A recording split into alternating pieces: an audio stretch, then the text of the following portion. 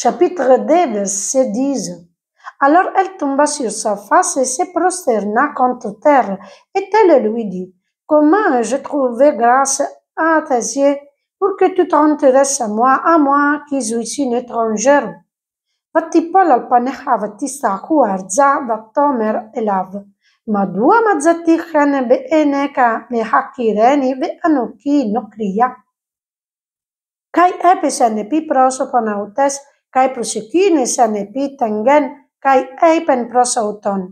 Di hoti heuron harin en oftalmoise su, tu epignonai me kai ego e mixene. Ruth vient d'arriver à Bethléem et commence immédiatement à glaner. Tout se passe si vite que Ruth se demande pourquoi Boaz lui accorde autant d'attention.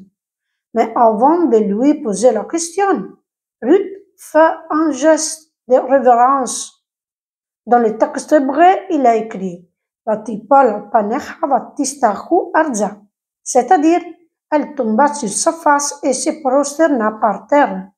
Ainsi, le texte grec dit Epesen epi prosoponautes kai prosekines en epi tengen. Elle tomba sur son visage et se prosterna jusqu'à terre. On lit que 3 autres femmes accomplissent ce rituel. Abigail, devant David, la femme de Tekoa également en présence de David, et la Sunamite devant Élisée. Ruth est sage et humble et reconnaît la grandeur morale et politique de Boaz. Puis, après lui avoir témoigné son respect, elle pose la question.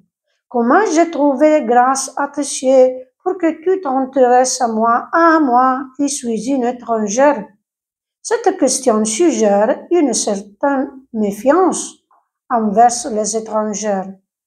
De plus, Ruth n'est pas n'importe quelle étrangère, c'est une Moabite et selon le livre du Deutéronome, les Ammonites et les Moabites ne devaient pas faire partie de la communauté du Seigneur.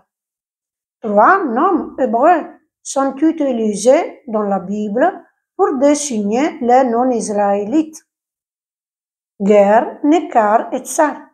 Ger est l'immigrant qui vit en permanence en terre d'Israël.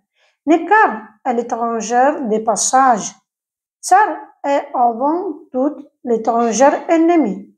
Ruth n'est pas une étrangère de passage, car elle a choisi de rester proche de Noémie. Et pourtant, elle se définit Nokria.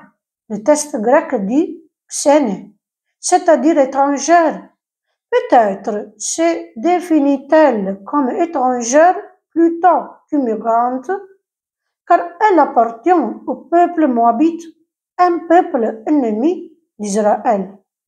L'intelligence de Boaz est alors encore plus évidente. Il dépasse les schémas sociaux de l'époque, comprendre la valeur de cette étrangère moabite et lui offre sa protection.